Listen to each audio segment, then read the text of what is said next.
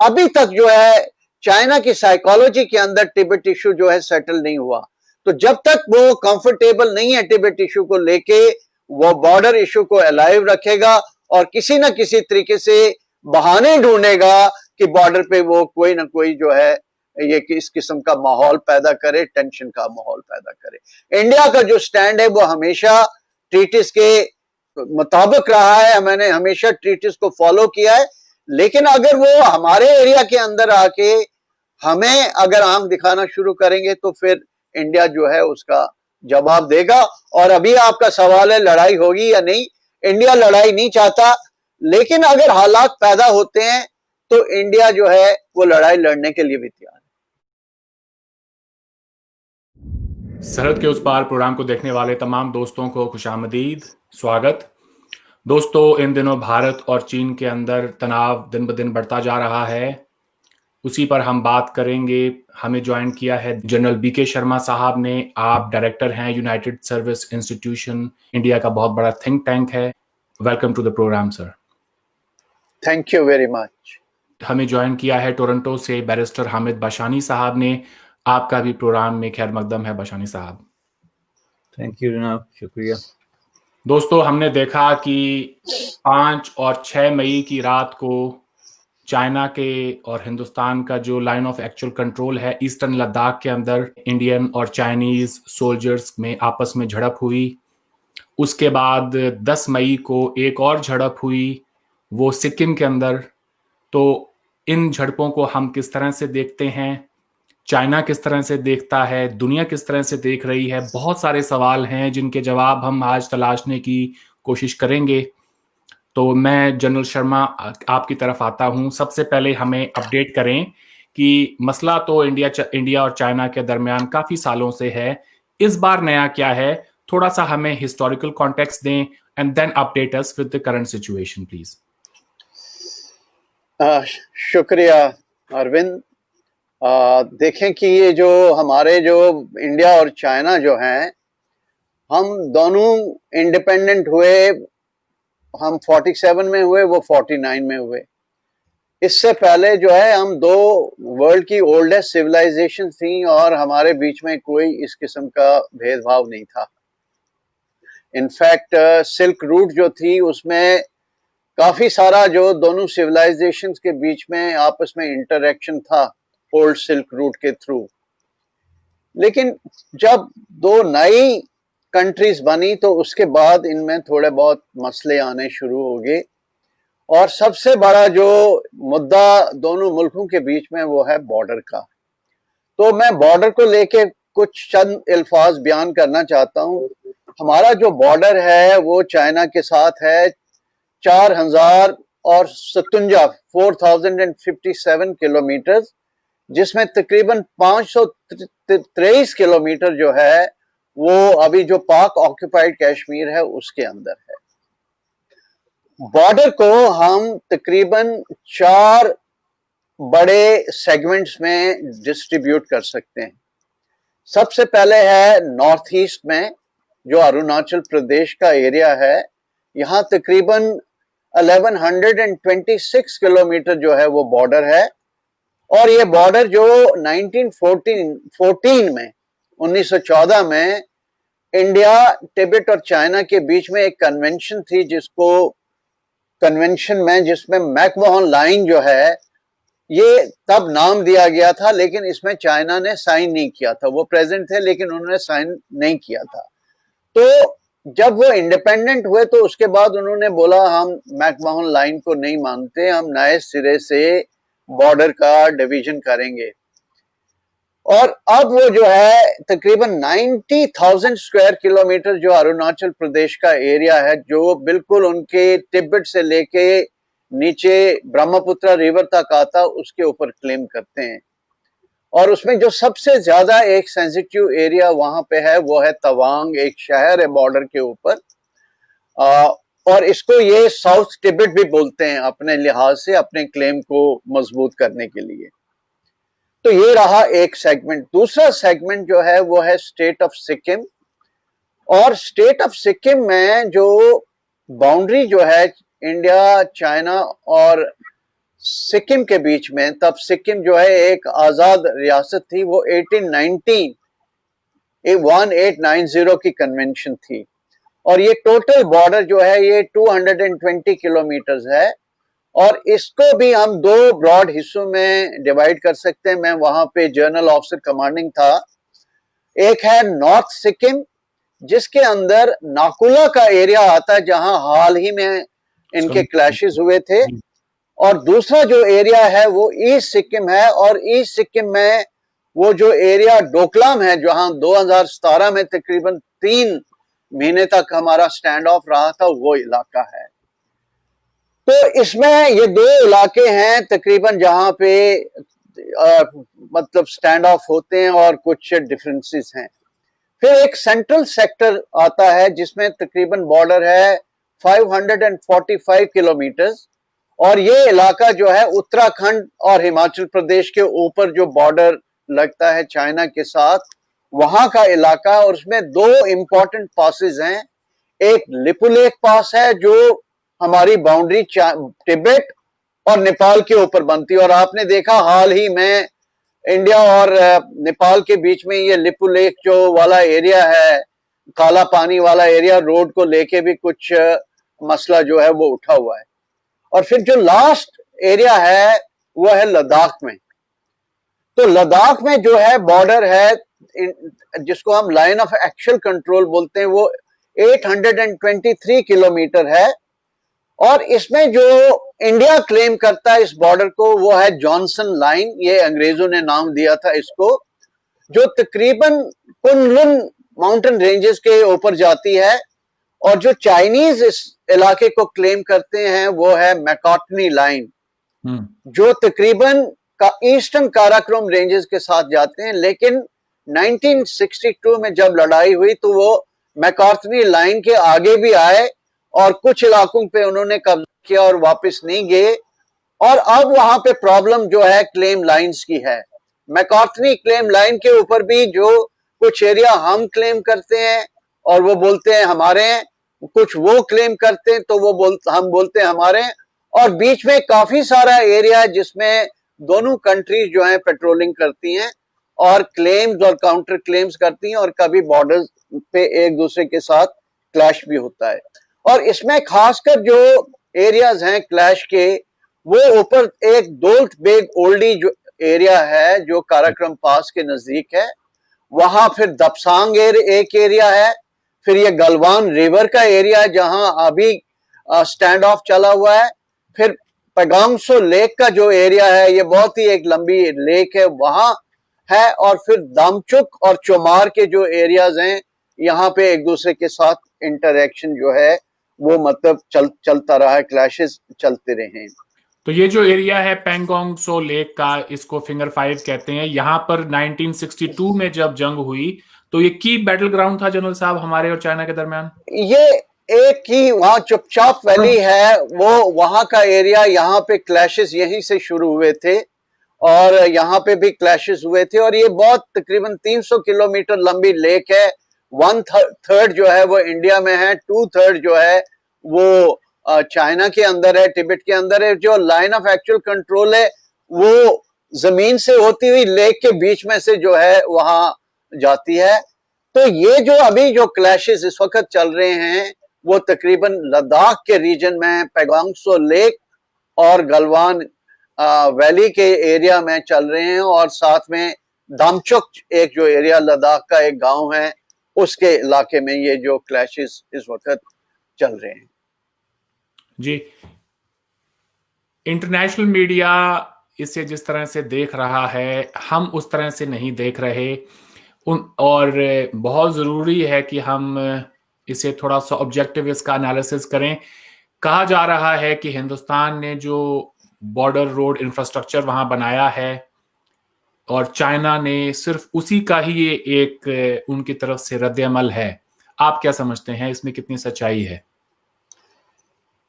ये तो मेरे हिसाब से जो ये पूरा जो इशू है ये बहुत ज्यादा गहराई में इसको सोचना पड़ेगा। ये चाइना का एक डिजाइन रहा है शुरू से ही कि वो इंटरनेशनल सिचुएशन को देखते हुए और अपने जो उनके इंटरेस्ट है उसके देखते हुए बॉर्डर के ऊपर जो है फ्रॉम टाइम टू टाइम वो आके वहां पे एग्रेशन करते हैं, जिसको हम बोलते हैं क्रीपिंग असर्टिवनेस। ठीक है, इन्होंने पहले भी यहाँ पे आप देखें 1962 की हमारी जो वॉर हुई, उसके बाद 1967 में हमारे क्लैशेस हुए नाथुला के ऊपर उनके साथ, जिसमें उनकी काफी कैजुअलिटी हुई थी क्योंकि इंडिया ने वहां बहुत जबरदस्त स्टैंड लिया था। फिर 1986 और 87 में उन्होंने आके अरुणाचल प्रदेश में एक जगह है थागला रिज, समद्रुंगचुंग वैली, वहां आके उन्होंने इंट्रूजन की और इंडिया ने वहां भी बहुत जबरदस्त स्टैंड लिया और उनको वहां से वापस धकेल दिया। उसके बाद डे टू डे बेसिस पे उनकी यही कोशिश रहती है कि वो लाइन ऑफ एक्चुअल कंट्रोल से भी आगे आके जो है वो अपने एरियाज को क्लेम करें और इंडिया उनको मुंह तोड़ इस चीज का जवाब देता है। लेकिन हाल में कुछ इंसिडेंट्स हुए, जैसे सबसे पहले जो इंसिडेंट हुआ वो था 2013 में, और वो इंसिडेंट हुआ था दपसांग वैली में, वो भी दौलत बेग ओल्डी का एक इलाका है। उसके बाद दूसरा जो इंसिडेंट हुआ वो हुआ 2014 में, और 2014 में ये चुमार के अंदर ये इंसिडेंट हुआ। फिर 2017 में डोकलाम में जब वो रोड बनाना चाहते थे एक डिस्प्यूटेड एरिया में जो भूटान की टेरिटरी है और इंडियन आर्मी ने उनको रोका, तो तब ये हुआ। फिर अब 2020 के अंदर जो कि LAC है और ये 24 जो डिस्प्यूटेड एरियाज हैं, उसके अलावा ये 24th एरिया इन्होंने पकड़ लिया और तकरीबन 3-4 किलोमीटर आके इंडिया को इन्होंने बोला कि आप यहाँ पे रोड क्यों बना रहे हैं, यहाँ पे रोड ना बनाएं। जबकि आप देखें अपनी तरफ पे उन्होंने अपनी इंफ्रास्ट्रक्चर बहुत अच्छे तरीके से डेवलप की है, लेकिन जब इंडिया अपनी साइड पे जो कि डिस्प्यूटेड एरिया है भी नहीं, वहां पे रोड या एडवांस लैंडिंग ग्राउंड्स या कोई हेलीपैड्स वगैरह बनाता है, तो ये लोग जो है उसमें मसला खड़ा करते हैं और फिर अपनी मनमानी करके अंदर आके जो है इंट्रूजन करके बैठ जाते हैं, जैसे कि अभी आप देख रहे हैं। इसी तरीके से जो पैगांग से लेके वहां पे 8 फिंगर्स हैं, ऐसे वो नीचे आती हैं माउंटेन के ऊपर लेक के अंदर, और हम बोल रहे हैं कि इन फिंगर्स के थ्रू जो है ये जाती है पूरी जो लाइन ऑफ कंट्रोल है, लेकिन वो बोलते हैं नहीं, ये 4 फिंगर्स का इलाका हमारा है और हम आपको यहाँ पे पेट्रोलिंग नहीं करने देंगे, और जबरदस्ती वहां पे कुछ ब्लॉक्स वगैरह एस्टेब्लिश करके वो रोकते हैं। लेकिन मैं आपको आपके प्रोग्राम के हवाले से ये कहना चाहता हूं कि आज की इंडियन आर्मी 1962 की इंडियन आर्मी नहीं। सोवरेनिटी हमारे लिए बहुत जरूरी है, और अगर चाइना हमारे साथ इस किस्म की हरकतें करेगा तो इंडियन आर्मी और इंडिया एज अ नेशन इसका मुंह तोड़ जवाब देगी। जी, बहुत खूब। मैं इसमें थोड़ा सा इजाफा कर दूं कि चाइनीज ऑटोनॉमस रीजन शिनजियांग के अंदर जब चाइना ने रोड्स बनाई और अक्साई चीन का वो इलाका हिंदुस्तान का जो हम अपने नक्शे में दिखाते हैं वो आज चाइना के कब्जे में है, क्योंकि वो इजीली एक्सेसिबल है उनकी साइड से। As a result it took them almost 7 years, 1950 से लेकर 1957 तक उन्होंने वहां पे बड़ी जबरदस्त 1200 किलोमीटर की रोड बनाई अक्साई चीन तक आने की। लेकिन हमारे यहाँ पर लोगों को उस बात का 1957 या 58 के करीब जाकर हमें मालूम चला। हमें तो पता भी नहीं था कि चाइना ने अक्साई चीन के अंदर इतनी डीप जाके रोड्स बना ली हैं। सो बिल्कुल आप ठीक कह रहे हैं, वो जमाना और था, हिंदुस्तान नया नया आजाद हुआ था, लेकिन आज हालात काफी अलग हैं। लेकिन उसके साथ साथ चाइना भी 1962 का चाइना नहीं रहा, ये भी एक सच है। तो मैं आता हूं बैरिस्टर बशानी साहब आपकी तरफ। आज दुनिया के अंदर हम कोविड-19 का क्राइसिस देख रहे हैं बशानी साहब। लोगों का ये मानना है कि चाइना की ये जो कोशिश है ये सिर्फ कोविड-19 से, क्योंकि उसके ऊपर दुनिया का काफी दबाव है, तो वो दुनिया का ध्यान जो है वो कहीं ना कोई और इश्यूज की तरफ लेकर जाना चाहता है। आप क्या समझते हैं? थैंक यू जनाब, ये काफ़ी तफसीलन जो बैकग्राउंड दी है जनरल साहब ने, इससे बहुत सारी चीज़ें क्लियर हुई हैं, चूँकि ये बहुत ही एक मिलिटरी सब्जेक्ट ही समझ लें, जितने ज़्यादा डिस्प्यूट्स हैं। तो जहां तक आपके सवाल का ताल्लुक है, तो उसमें थोड़ा सा मैं जाने से पहले पहले एक जो आपने जिक्र किया ना एक्साई चीन का, चूंकि इस हवाले से मेरी खास एक कीन इंटरेस्ट रही है, तो उसमें चीन का रवैया बिल्कुल एग्जैक्टली इसी तरह का रहा है जिस तरह के जनरल साहब ने उसको बयान किया कि अगर आप उसको हिस्टोरिकली देखें तो उन्होंने हमेशा ये तस्लीम किया कि एक्साई चीन जो है ये रियासत जम्मू कश्मीर का हिस्सा है। इसकी मैं आपको दो मिसालें दूंगा। एक तो जो खुद गवर्नमेंट ऑफ चीन ने जो एक मैप शाये किया था 80s 40 में या 45 में, समथिंग लाइक दिस, तो उसमें उन्होंने इसको जम्मू कश्मीर का हिस्सा शो किया हुआ है। उस मैप की कुछ कापियां अब भी जो है लोगों के पास, लोग जो रखते हैं बातों रहकर। उसके बाद पीकिंग यूनिवर्सिटी ने जो मैप शाये किया था उसमें भी उन्होंने इसको स्टेट ऑफ जम्मू कश्मीर का हिस्सा जो है वो शो किया। बाद में ये जो अंग्रेजों की बात आपने की, तो जो उन्होंने इसको ये जो जॉनसन लाइन कहते हैं, जॉनसन लाइन के हवाले से उन्होंने बाकायदा जो है वो महाराजा कश्मीर को नोट भेजा कि ये जो है जम्मू कश्मीर का हिस्सा है। तो वहां पे जो किला बना था, गालिबन शहदुल्ला नाम है उस किले का या कुछ इस तरह, शुरू शुरू में जो डोगरा जो जम्मू कश्मीर के हुक्मरान थे उन्होंने बनाया, वहां पे कुछ अर्सा फौज भी जो है वो तैनात रही। तो इतना लंबे अरसे तक जो है जाहिर है चीन ने कभी ये क्लेम नहीं किया कि एक्साई चीन या लद्दाख जो है वो हमारा हिस्सा है।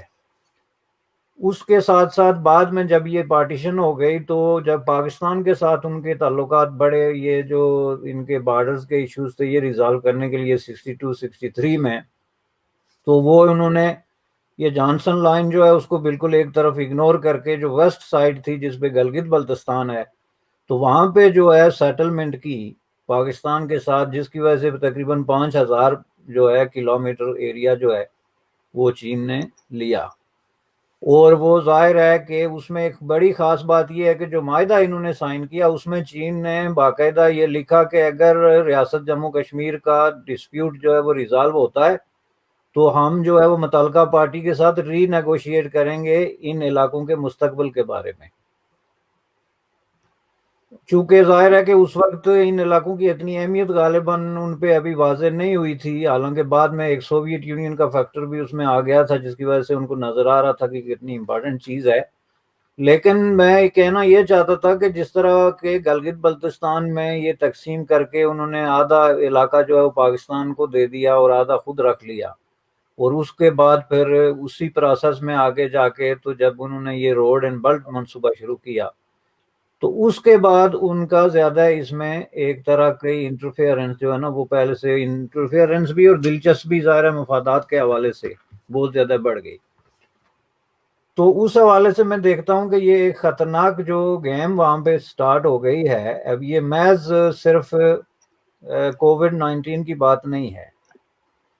मैं देख रहा था कि गुज़श्ता तकरीबन साल 1.5 साल से जो चाइनीज अखबारात हैं उनमें जो एडिटोरियल पेजेस हैं या उसमें जो आर्टिकल आते हैं इंडिया चाइना ताल्लुकात के हवाले से, उसमें उनकी लैंग्वेज जो है वो बड़ी हद तक चेंज हुई है।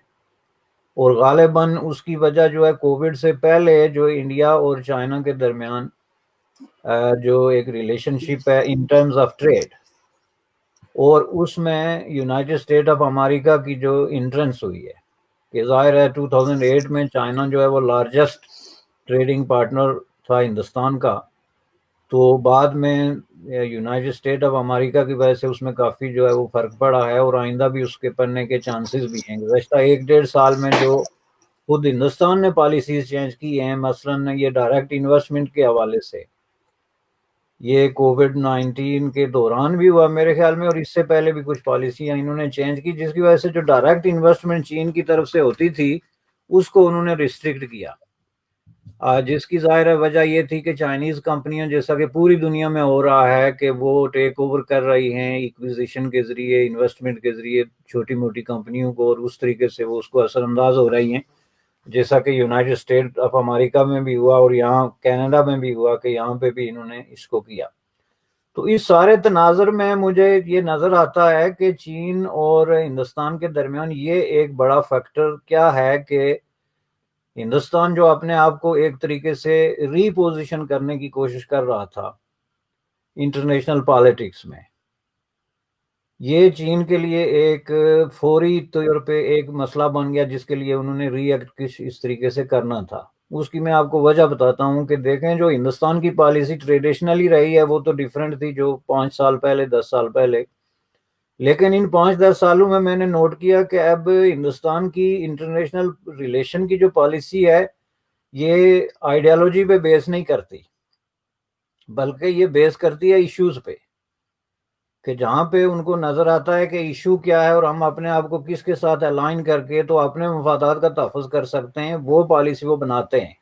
ये गांधी और नेहरू के ज़माने का दौर नहीं है। मसलन पंडित जवाहरलाल नेहरू की मोस्ट पॉलिसियाँ जो हैं मोस्टली वो थी नजरियाती, जिसको आप आइडियोलॉजिकल कहते हैं, या नॉन अलाइन मूवमेंट के हवाले से, या सोशलिज्म वर्सेस कैपिटलिज्म के हवाले से, या right wing versus left wing के हवाले से। अब वो पोजीशन जब बीच से खत्म हो गई तो फिर आम हिंदुस्तानी के लिए चीन जो है वो इसलिए कोई बुरी चीज नहीं कि वो एक कम्युनिस्ट पार्टी उसको रूल करती है, या यूनाइटेड स्टेट ऑफ अमेरिका कोई इसलिए अच्छी चीज नहीं कि वहां पे डेमोक्रेसी है या फ्रीडम है। जस्ट टू, यानी इस तरीके से मैं इसका तकाबला नहीं कर रहा, लेकिन ये बनता इसी तरीके से है कि जब आप आइडियोलॉजी को बीच से निकाल देंगे तो फिर तो आपने देखना है कि इसमें फायदा किसका है।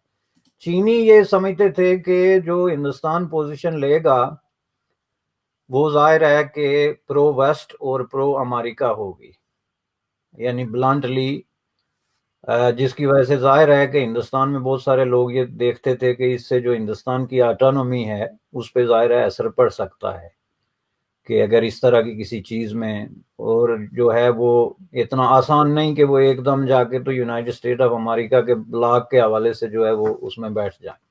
तो इस हवाले से मैं समझता हूँ कि खुद जो है हिंदुस्तान के अंदर ये बात बड़ी क्लियर है कि वो किसी एक ब्लॉक के साथ नहीं जाएंगे। जो चीन versus United state of America एक तसादम शुरू हो गया है और जिसकी एक बड़ी खौफनाक शक्ल जो है वो जाहिर हुई है। कल आपने देखा प्रेसिडेंट ट्रंप ने जो प्रेस कॉन्फ्रेंस की है और जो इस तरह की लैंग्वेज वो इस्तेमाल कर रहे हैं, प्रैक्टिकली साउथ चाइना सी के हवाले से जाहिर है जो पोजीशन है उनकी, जो वहाँ पे मूवमेंट हो रही है मिलिटरीली या और तरीके से नेबर्स के जरिए, तो ये सारे फैक्टर्स मैं समझता हूँ कि इनको मिला के तो चीन और हिंदुस्तान के दरमियान जो रिलेशनशिप है उसमें ये दरार आई है। लेकिन मैं इसके अंदर से किसी तरह की कोई जंग निकलते हुए जैसे हिंदुस्तानी मीडिया दिखा रहा है, और मैं समझता हूँ कि ये कोई टू मच ही दिखा रहा है, मैं उसको इसलिए नहीं देखता कि आप देखें ये अब 70 साल हो गए इनके ताल्लुकात को, बल्कि मैं ये सोच रहा था कि इस साल इनको चाहिए था कि सेलिब्रेट करते कि two great powers, two great civilisation की 70 ईयर्स ऑफ रिलेशनशिप,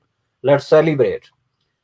उसके बजाय उन्होंने एक दूसरे को मुक्के और लातें जो है वो मारनी शुरू कर दी सरहद पे, which is obviously a negative thing, anti peace thing. और किसी भी जगह कहीं भी जो है वो जंग या ताकत का इस्तेमाल जो है वो बहरहाल उसका किसी को फायदा नहीं होता। लेकिन मैं ये देख रहा था कि इतनी बड़ी दो कुव्वतें जो हैं, जो इकोनॉमीज भी हैं और पॉपुलेशन के हवाले से भी और ह्यूमन जो एसेट्स हैं उसके हवाले से भी, तो वो अगर ये जो मैं इसको छोटा प्रॉब्लम ही कहूंगा, ये जो इनका प्रॉब्लम चल रहा है तिब्बत, साउथ तिब्बत का हो या एक्साइचिन का हो, इसकी वजह से एक अपने आप को एक ऐसी पोजीशन में डालते हैं जिससे बिलियंस ऑफ पीपल जो हैं जिनका मुकद्दर बदलने वाला था और बदलने के प्रोसेस में था in both countries, both in China and India, के मुकद्दर भी बदल रहा था। मिलियंस के हिसाब से लोग जो है वो गुर्बत से भी निकल रहे थे और एक ब्राइट फ्यूचर जो है वो नजर आता, जिसको हम जैसे लोग जो एशिया की सदी समझना शुरू हो गए थे सीरियसली,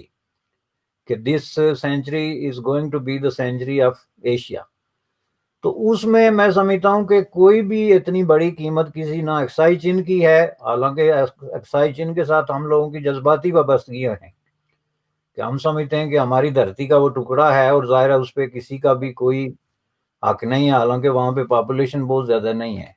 लेकिन कोई भी जमीन का टुकड़ा जो है वो इतना कीमती नहीं होता किसी भी एतबार से कि आप इतनी बड़ी एक हिस्टोरिकल जो डेवलपमेंट है उसको डीरेल करें।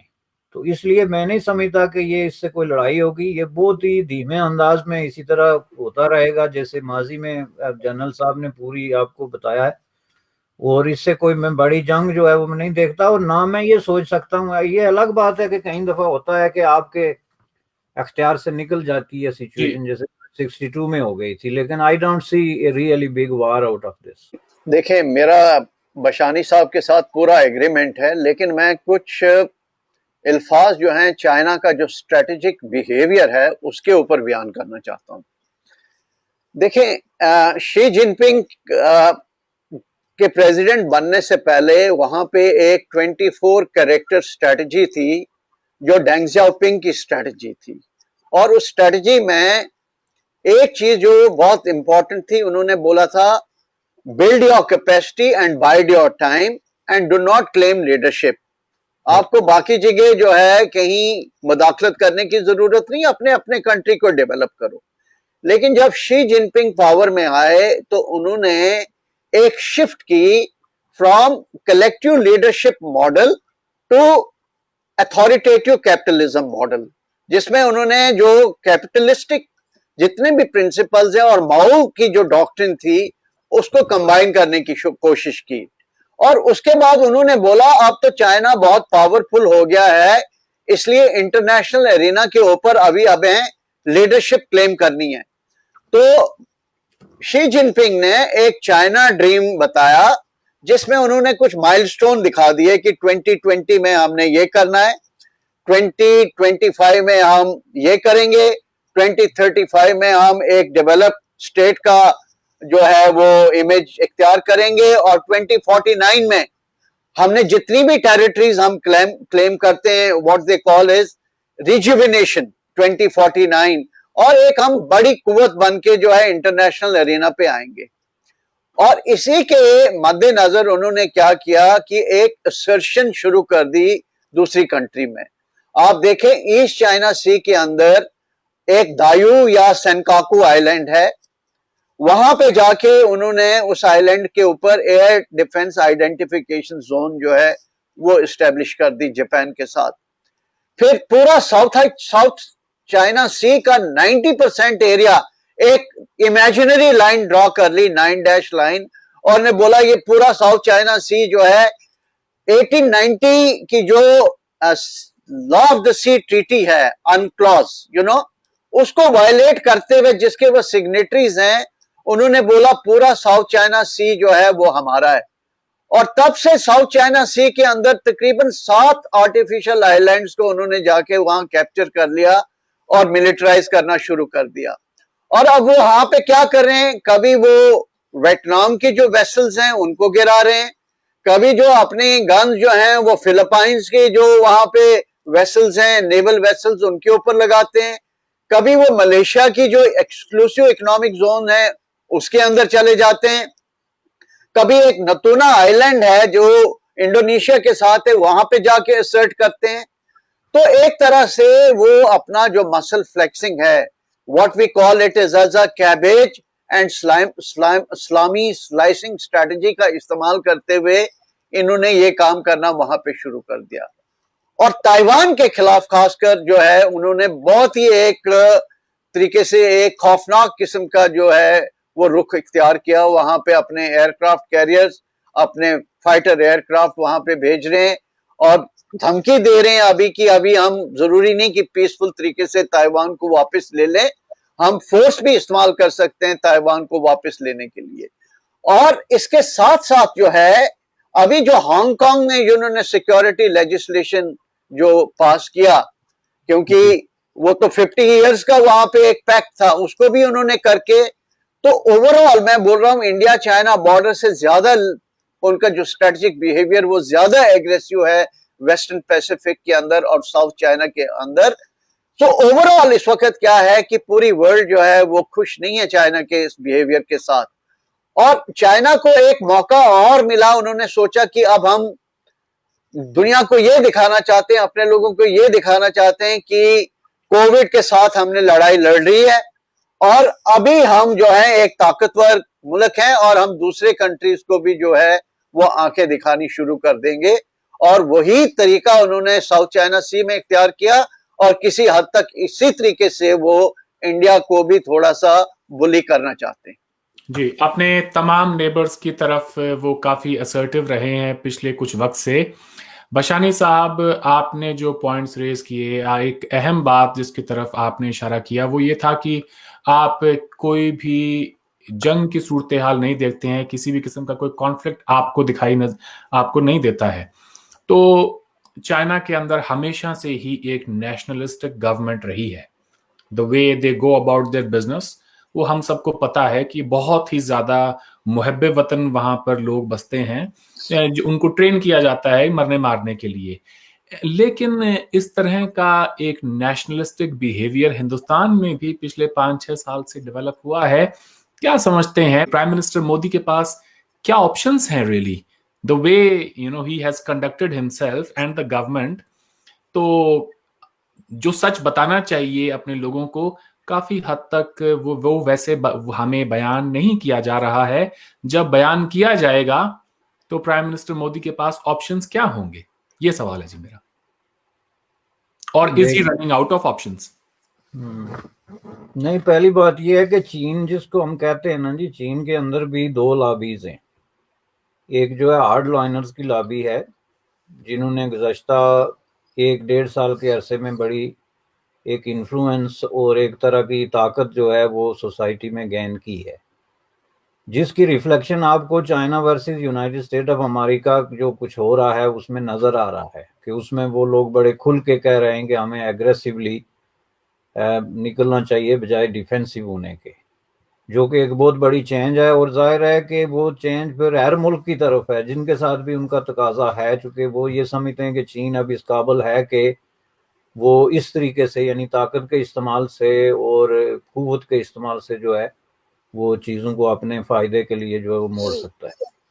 जहाँ तक हिंदुस्तान की बात है कि मोदी साहब के पास क्या ऑप्शन है सर, वो तो मैं इसीलिए कह रहा हूँ ना कि मुझे वहाँ पे कोई इस तरह की सिचुएशन नज़र नहीं आती कि कोई लड़ाई वाली सिचुएशन हो, चूँकि ये जो आप दोनों मुल्कों के दरमियान देख रहे हैं गुज़श्ता 70 साल से हर दौर में, बल्कि I would say daily basis पे कोई ना कोई छोटा मोटा मामला लगा रहा है सरहदों पे, और मेरे ख्याल में वो इसको इसी तरीके से रखना चाहते हैं जिस तरह के शर्मा साहब ने फरमाया ना कि उन्होंने जो अपना एक टाइम टेबल सेट किया हुआ है, उस टाइम टेबल के मुताबिक मैं नहीं समझता कि अभी वो इस पोजीशन में हैं कि हिंदुस्तान के साथ भी कोई इस तरह की जंग की सिचुएशन में चले जाएं। मैं समझता हूं कि ये एक बहुत बड़ा उनके लिए ब्लेंडर होगा, क्योंकि बेसिकली उनको घेरा जा रहा है इंटरनेशनली दूसरी जगहों पे।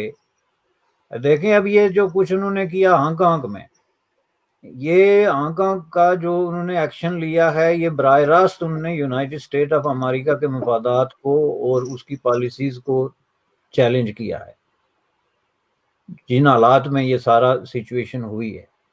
लेकिन अगर वो चाहते तो ये काम 2 साल पहले भी कर सकते थे, और अब क्यों किया है? अब इसी तरह ताइवान के हवाले से पहले कभी उन्होंने इस तरह ताकत के इस्तेमाल की धमकी नहीं दी है। वो इसलिए देते हैं कि, इसलिए मैं कह रहा हूँ कि जो वहाँ पे हार्ड लाइनर लॉबी है वो आगे आ गई है। रहा सवाल हिंदुस्तान का, तो हिंदुस्तान के अंदर भी जाहिर है इस वक्त जिन लोगों के हाथ में इन्फ्लुएंस है और अख्तियार है, उनको अब किसी भी तरीके से सॉफ्ट लाइनर नहीं कह सकते।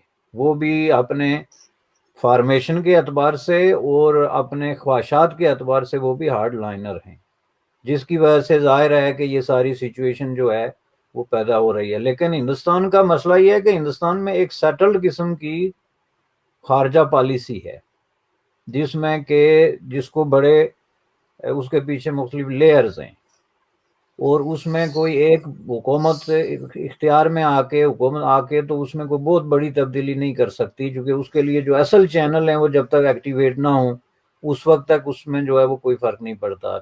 तीसरा ये है कि वाजपेयी साहब और जो चाइनीज़ शी जिनपिंग के दरमियान जो 2 मुलाकातें हुई है ये 2018 और 19 में, उन मुलाकातों में जाहिर है कि ये चीज़ें डिस्कस हुई होंगी डेफिनेटली, और मैं नहीं समझता कि उसमें कोई इतनी हाई लेवल की मीटिंग्स के बावजूद कोई अगर इस तरह की कोई सिचुएशन सरहदों के हवाले से या उसके रास्ते में कोई जो है वो रुकावट बनती है।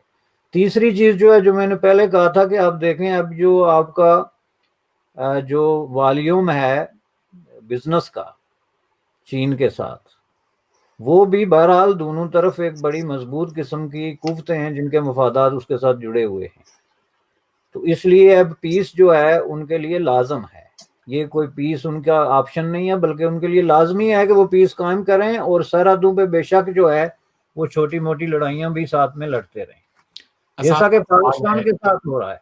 जी बशानी साहब, आसान सा सवाल है, अगर चाइनीज बैक ऑफ नहीं करते हैं, पीएम मोदी के पास ऑप्शन क्या है? नहीं, बैक ऑफ वही मैंने कहा, अगर नहीं करते हैं तो फिर तो लड़ाई होगी ना, अगर उस तरीके से अगर बैक ऑफ नहीं करते। लेकिन जिस जगह पे देखें, इसमें टेक्निकली बात क्या है, ये शर्मा साहब ने भी इशारा दिया था कि चाइना इंडिया जो बॉर्डर्स हैं वो अनडिफाइंड हैं और अनडिमार्केटेड है। बिल्कुल, सबसे लंबा अनडिमार्केटेड बॉर्डर अगर दुनिया में किसी दो मुल्कों के दरमियान है तो वो इंडिया चाइना के दरमियान है। इसका मतलब ये है कि ये ऑप्शन इन्होंने खुद खुला रखा है इतने 70 सालों से कि आप ये 1 किलोमीटर पे मार्च करते रहें और हम इस किलोमीटर पे करते रहेंगे, तो ऐसे बॉर्डर्स पे ऐसे डिस्प्यूट तो होंगे चूंकि they are open for dispute. 70 सालों में जो नहीं हुआ बशानी साहब, वो ये था कि इंडिया की तरफ से कभी भी इंफ्रास्ट्रक्चर बिल्ड नहीं किया गया था और चाइना ने अपनी तरफ से मुसलसल ऑल वेदर रोड्स भी उन्होंने बनाई हैं, प्रॉपर इंफ्रास्ट्रक्चर भी सेटअप किया है, अपने सोल्जर्स को भी वहां पे वो उनकी बहुत बड़ी एक हैवी प्रेजेंस उन्होंने मेंटेन की है। तो अगर इंडिया की तरफ से ऐसा कुछ नहीं होता है तो I don't think they have anything to worry about. यहां पर मसला तब बनता है जब इंडिया भी ऑल वेदर रोड का कंस्ट्रक्शन करता है। जो DSDBO रोड हमने बनाई है लद्दाख में, वो चाइनीज उसको देख रहे हैं। और तो मैं समझता हूं कि उस रोड को बनाने के बाद में हिंदुस्तान ने भी बिल्कुल वाजे कर दिया है कि हमें भी अब जरूरत है इस माउंटेनियस रीजन से आगे बढ़कर और अपने यहां से एक्सेस देने की। चाइना से जितना एक्सेसिबल है अक्साई चीन, उतना हमारे यहां से एक्सेसिबल है नहीं। बहुत ऊंचे ऊंचे पहाड़ हैं, लेकिन बावजूद इसके इंडिया ने कोशिश की है आगे तक जाने की, जो मैं समझता हूं कहीं ना कहीं पे चाइनीज वहां पर थ्रेटेंड फील कर रहे हैं। आप क्या समझते हैं जनरल साहब? देखिए अरविंद, इससे पहले मैं कुछ चाइना के साइकोलॉजी के ऊपर बात करना चाहता हूँ। क्योंकि नेशन की साइकोलॉजी बहुत जरूरी होती है, उसके बिहेवियर के ऊपर बहुत असर डालती है। एक जो मिडिल किंगडम माइंडसेट उनका है कि हम एक बहुत बड़ी पावर थे और अभी हम दोबारा से एक बहुत बड़ी पावर बन रहे हैं, और ये लाजमी है कि दूसरी नेशन जो है हमें रिस्पेक्ट दें, because we are the centre of universe, हम कायनात का जो है सेंटर है। एक वो मिडिल किंगडम माइंडसेट है। दूसरा जो चीज उनके दिमाग में प्ले अप करती है वो है सेंचुरी ऑफ ह्यूमिलेशन। और वो सेंचुरी ऑफ ह्यूमिलेशन, ख्वाह वो रशियंस थे, जापानीज थे, ब्रिटिशर्स थे, उस सोचा कि एक चाइना इतनी बड़ी ग्रेट पावर थी, हमको इन्होंने बैक स्टैप कर दिया, हमारी पीठ में छुरा मार के हमको इन्होंने 17th 18th सेंचुरी में नीचे लाया, और अब वक्त आ चुका है कि हम उसका बदला लेंगे। क्यों? हम एक बहुत बड़ी पावर अब बन के उभरना चाहते हैं। अब इसी साइकोलॉजी को लेके इंडिया को सोचते थे कि एक छोटा गरीब कंट्री है, इसका हमारे साथ कोई मुकाबला नहीं है, ठीक है। तो एक यूनाइटेड स्टेट्स ऑफ अमेरिका को उन्होंने बेंचमार्क किया हुआ था कि ये एक बहुत बड़ी कुव्वत है और हमारा मुकाबला इसके साथ है। इंडिया तो साइड में एक छोटा मोटा कंट्री है, देख लेंगे, गरीब लोग हैं, ये क्या कर सकते हैं। लेकिन इंडिया की ग्रोथ जो हुई है पिछले 2 या 3 डिकेड्स के अंदर, अब चाइना ने इंडिया का नोटिस लेना शुरू कर दिया कि एशिया के अंदर अगर कोई पावर है जो चाइना को चैलेंज कर सकती है या जो चाइनीज मॉडल को चैलेंज कर सकती है, वो इंडिया एक मॉडल है जो अल्टरनेट मॉडल दूसरी कंट्री को दे सकता है। अब जब से ये बॉर्डर का मसला शुरू हुआ है, it is always China which is at fault. I tell you, 1954 में उन्होंने पंचशील हमारे साथ किया, उसके बाद 1962 में उन्होंने लड़ाई की, उस लड़ाई के कई और वजूहात थे, लेकिन उस ट्रीटी को उन्होंने वायलेट किया। उसके बाद 1993, 1996, 2003 से लेके बहुत सारे जो है हमारे एग्रीमेंट्स एक साथ हमारे साथ हुए, और फिर एक 2013 में border defence and cooperation agreement हुआ, जिसमें यह डिसाइड किया कि दोनों कंट्रीज एक दूसरे के बीच में हॉटलाइन खोलेंगी, एक दूसरे के पेट्रोल का पीछा नहीं करेंगी, एक दूसरे की टेरिटरी में नहीं आएंगी, पूरा मसला जो है वो पॉलिटिको डिप्लोमेटिक लेवल पे रिजॉल्व होगा, या बॉर्डर पर्सनल मीटिंग जो है मिलिट्री टू मिलिट्री होंगी। लेकिन वो हर लम्हे पे आके उन्होंने इन अकॉर्ड्स को वायलेट किया है। The basic reason for that is, जबकि इंडिया चाहता है कि बॉर्डर जल्दी से जल्दी जो है वो रिजॉल्व हो, चाइना नहीं चाहता कि ये बॉर्डर जो है इंडिया के साथ रिजॉल्व हो। और उसके दो मुद्दे ये हैं, एक ये सोचता है कि इंडिया के अगेंस्ट ये उसके पास एक लिवरेज है जिसको वो टाइम टू टाइम इंडिया को कोर्स करने के लिए इस्तेमाल कर सकता है। और दूसरा जो मसला है वो है दलाई लामा और तिब्बत इशू का। क्यों इतना सा दलाई लामा, तो अभी भी उनकी सक्सेशन का सवाल है। इतने सारे टिबेटियंस जो हैं इंडिया के अंडर, 150,000 टिबेटियंस यहां पे रहते हैं। तो और अभी तक जो है चाइना की साइकोलॉजी के अंदर तिब्बत इशू जो है सेटल नहीं हुआ।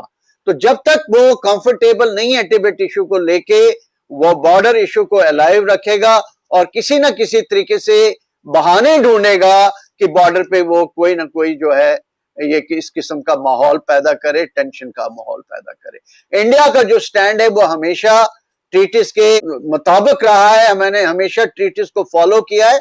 लेकिन अगर वो हमारे एरिया के अंदर आके हमें अगर आंख दिखाना शुरू करेंगे तो फिर इंडिया जो है उसका जवाब देगा।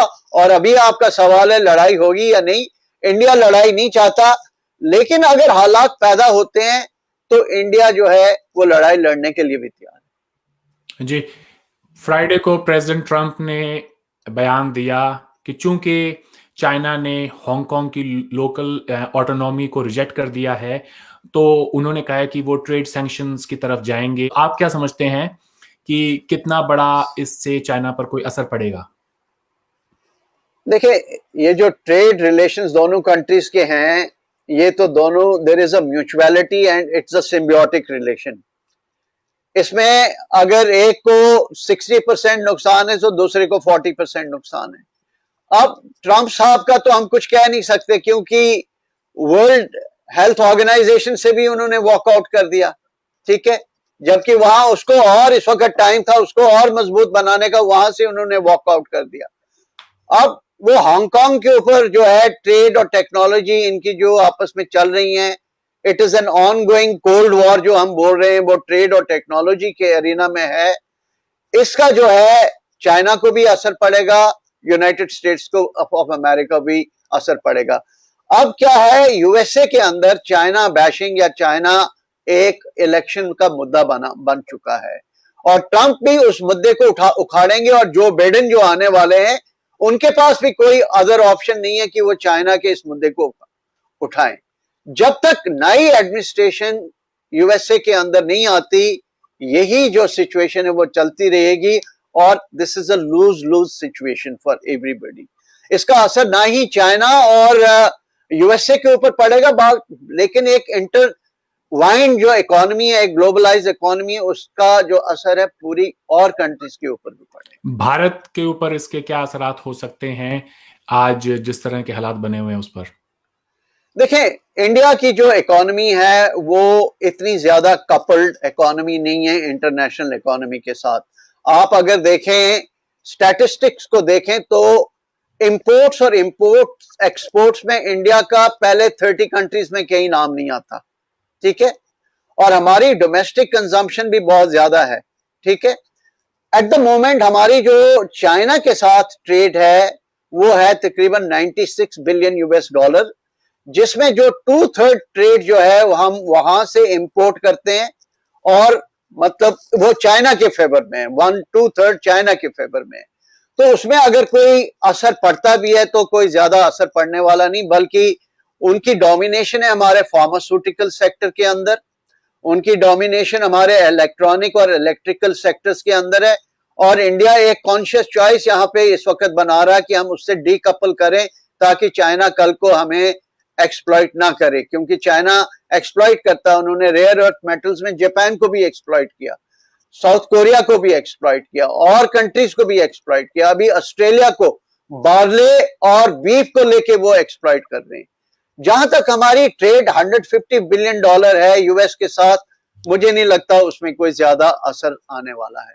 तो on the whole India is not going to be largely affected by China and US trade and technology rivalry. हमारे पॉलिसी मेकर्स को हमारे ट्रेड डेफिसिट के बारे में भी थोड़ा सोचना चाहिए।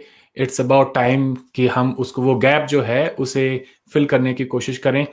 प्रेसिडेंट शी जिनपिंग ने हाल ही में एक यूनिवर्सिटी लेक्चर के दौरान कहा कि ये जो कोविड के इस तरह के जो क्राइसिस आते हैं, ये सबसे बढ़िया मौका होता है कि जब दुनिया पर आप अपनी जो भी आपकी पॉलिसीज हैं उनको असर्ट करने का और एक सुपर पावर बनने का, यही सबसे बढ़िया मौका होता है। बशानी साहब, आप क्या समझते हैं, चाइना आने वाले वक्त में क्या कुछ और कर सकता है? क्या हम नया कुछ देख सकते हैं?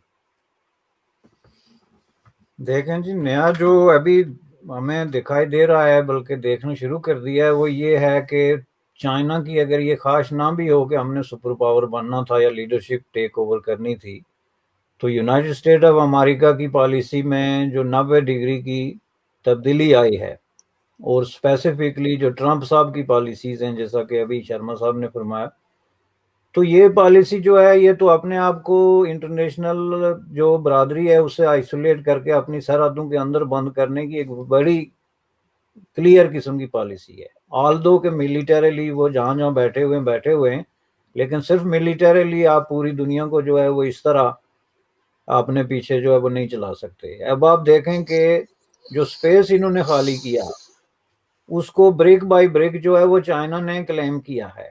स्पेसिफिकली यूरोपियन यूनियन के अंदर खुद यूरोपियन यूनियन का जो स्पोक पर्सन है उसने ये तस्लीम किया है कि यूरोप के अंदर जो है वो गुज़श्ता 3-4 महीनों के दौरान यूनाइटेड स्टेट ऑफ अमेरिका जो रिट्रीट हुआ है और चाइना की जो लीडरशिप है, जो मास्क डिप्लोमेसी है और ये जो इक्विपमेंट्स हैं और इस तरह की अद्वियात और इस तरह की चीज़ें हैं, उसके हवाले से वो आगे बढ़े हैं। एक अपॉर्चुनिटी से उन्होंने फ़ायदा उठाया है। और दूसरा ये है कि दुनिया खुद भी स्पेस दे रही है कि इस वक्त देखें ना कि अगर सेकंड नंबर पे तो कम से कम मानना ही पड़ेगा कि सेकंड जो है वो इकोनॉमी के हवाले से या फौजी ताकत के हवाले से तो बहरहाल चीन जो है वो पहुंचने वाला है। तो उस हिसाब से जब एक दुनिया की लीडरशिप जो है, चूंकि पूरी हिस्ट्री में जहाँ तक हम देख और पढ़ते रहे हैं गुज़श्ता 60-70 सालों के दौरान, कभी भी यूनाइटेड स्टेट ऑफ अमेरिका का रोल इतना लिमिटेड और बल्कि मैं ये कहूँगा कि रिग्रेसिव नहीं रहा है कि इस तरह के कोई इंटरनेशनल ह्यूमैनिटेरियन क्राइसिस हों तो उसमें आप जो है वो वर्ल्ड ट्रेड ऑर्गेनाइजेशन के जो है वो पैसे बंद कर दें। और ये गुज़श्ता 3-4 साल से हम देख रहे हैं कि बात बात पे जो है प्रेसिडेंट साहब जो है वो कभी यूरोप के पैसे काट रहे हैं, कभी किसी की जो है टैरिफ लगा रहे हैं, कभी किसी पे जो है वो पाबंदियां आयद कर रहे हैं। तो इस हिसाब से मैं समझता हूँ कि एक स्पेस खाली हो रही है, तो उस स्पेस को किसी ने तो भरना है। तो उसको भरने के लिए इस वक्त जो है वो कम से कम जो अवेलेबल फोर्सेस हैं उसमें जाहिर है चीन ही है सामने, उसमें कोई अब दूसरी कुव्वत ऐसी नहीं है। मुमकिन है अगले वक्तों में आप देखें, अब जो माहिरीन के ख्यालात हैं उसके मुताबिक 2025 में पहले नंबर पे जो सुपर पावर होगी मिलिटरीली और इकोनॉमी के हवाले से वो चीन है और दूसरे नंबर पे इंडिया है। लेकिन वी आर टॉकिंग अबाउट 2050, यानी आज से 30 साल बाद। लेकिन जो सुपर पावर्स होती हैं और दुनिया में जो बैलेंस ऑफ पावर चेंज होता है और जो पॉलिटिकल लैंडस्केप बदलती है, उसके लिए 20-30 साल कोई अरसा नहीं होता। ये आप समझ लें कि अभी कल की बात है और लोगों को उसकी तैयारी करनी चाहिए। जी, पाकिस्तान के फॉरेन मिनिस्टर शाह महमूद कुरैशी ने हाल ही में बयान दिया कि इंटरनेशनल कम्युनिटी को इंडिया के एक्शंस को देखना चाहिए। जिस तरह से इंडिया अपना अग्रेशन दिखा रहा है चाइनीज बॉर्डर पर, उसका नोटिस लेना चाहिए। आप क्या समझते हैं, शाह महमूद कुरैशी का ये बयान कितना रियलिस्टिक है? ये तो इस साल का सबसे बड़ा लतीफा है जनाब। वो खुद बॉर्डर पे अपने बॉर्डर की बात क्यों नहीं करते? जहाँ पे उनका बाकायदा लड़ाई हो रही है इंडिया के साथ और डेली फायरिंग का तबादला हो रहा है और उनके जनाब बाकायदा मिलिट्री पर्सनल मारे जा रहे हैं, सिविलियन मारे जा रहे हैं, कैंप खुले हुए हैं, उस पे कोई बयान पड़ा आपने शाह महमूद कुरैशी साहब का गुज़श्ता 15-20 दिनों में? तो ये क्या कहते हैं कि बड़े लोगों के झगड़े में खुद अपनी टांग अड़ाने वाली बात है। उसमें मैंने जैसा कि कहा कि इंडिया और जो चाइना है वो दो ओल्डेस्ट सिविलाइजेशंस हैं उस खिते की और उनके पीछे बहुत बड़ा सदियों का तजर्बा है how to deal with each other on their borders. उसमें मैं या शाह महमूद कुरैशी साहब जाके उनको क्या मशवरा दें या क्या साइड लें?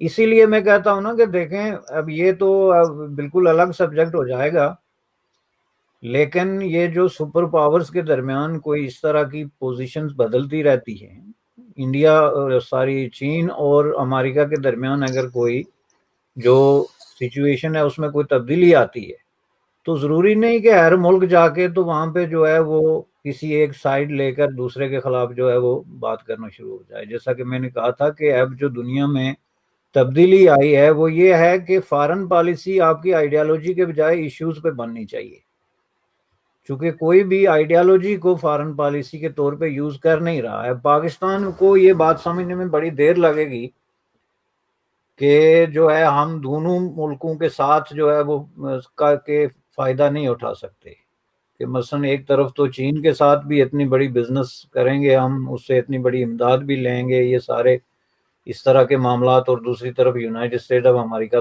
के साथ भी ऐसा ही चलता रहेगा। तो मैं समझता हूँ कि एक वक्त ऐसा आएगा कि जब अमेरिका इस बात को रियलाइज करेगा, बल्कि रियलाइज कर चुका है। ये अफगानिस्तान की वजह से उन्होंने थोड़ा स्लो डाउन किया था, वरना ट्रंप साहब की पॉलिसी इस मामले में भी बड़ी क्लियर थी। जैसे वो आज चीन को सुना रहे हैं इस तरह वो पाकिस्तान को सुना चुके थे।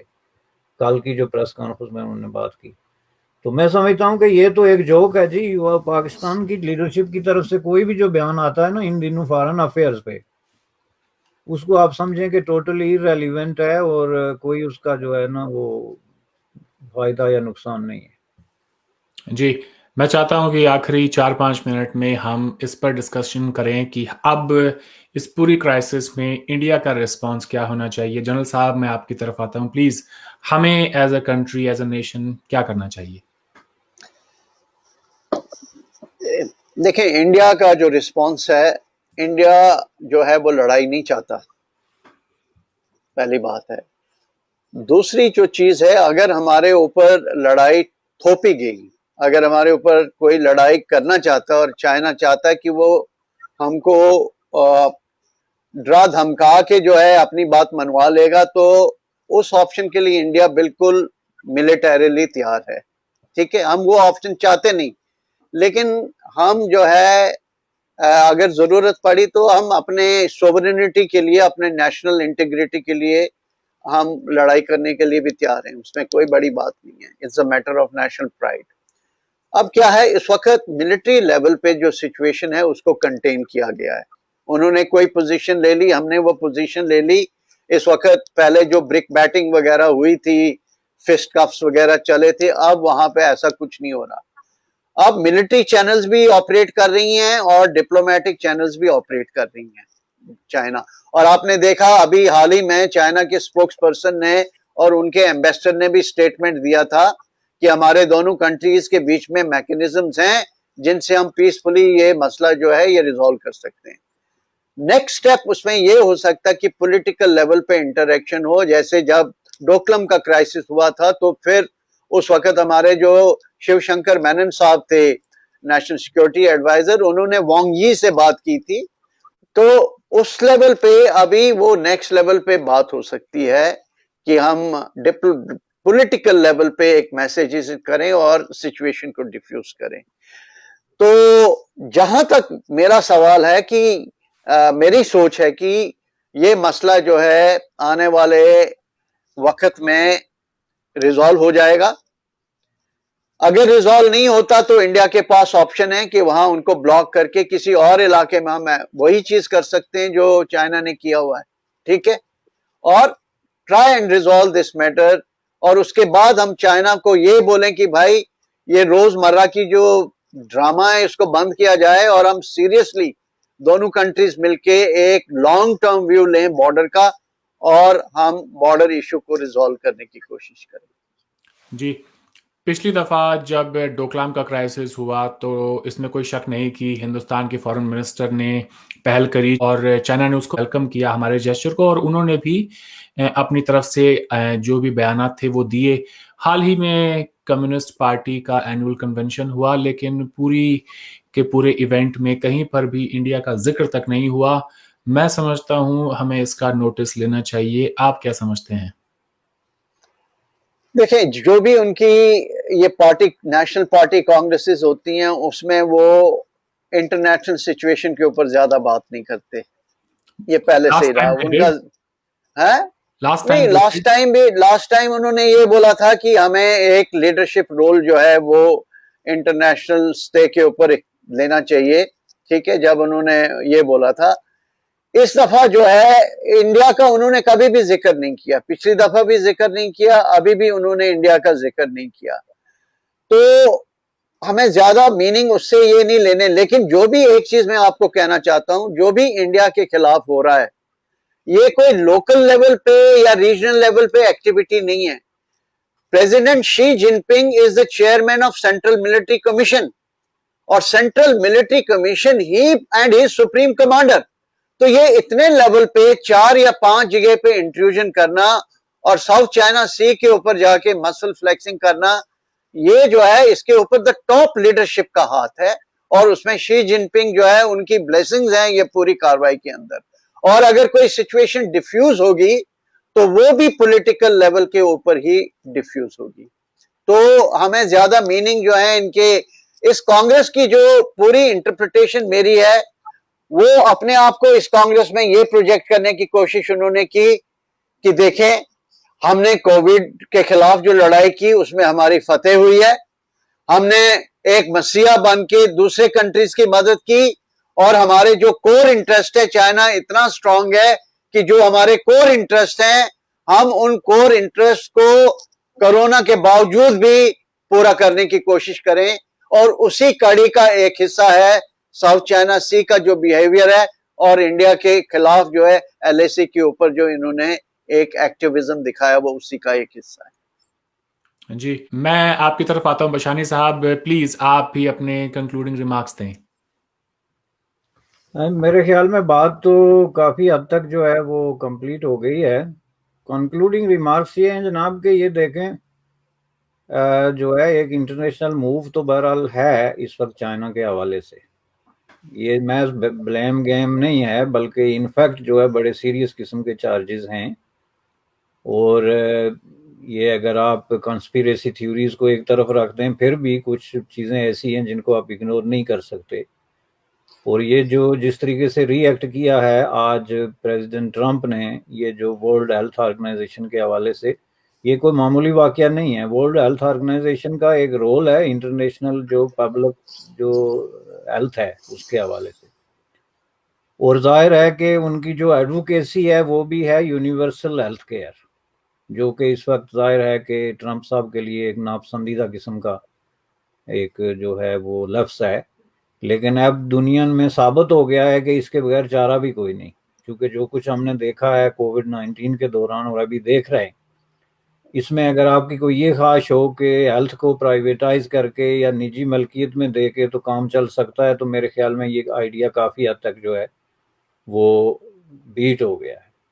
तो इस हवाले से मैं समझता हूँ कि ये दुनिया के जो बदलते हुए हालात हैं, इसमें बहरहाल ये हमें फ्यूचर में नज़र आ रहा है कि एक टेंशन की सिचुएशन होगी। और जैसा कि माजी में तारीख में ऐसे होता रहा, स्पेनिश फ्लू से लेके आप देखते आएंगे कई दफ़ा जो जितने क्राइसिस हुए दुनिया में गहरे किस्म के, उसके नतीजे में जंगें भी हुई, मंडियों की असर नो तकसीम का असल मकाम यही होता है कि इस वक्त तो देखें ना कि सब अपनी अपनी जगह पे स्टक हुए हुए हैं, और रीडिस्ट्रीब्यूशन ऑफ मार्केट की उनको ज़रूरत है किसी न किसी हवाले से, या रीडिस्ट्रीब्यूशन ना कहें, रीएडजस्टमेंट की ज़रूरत है।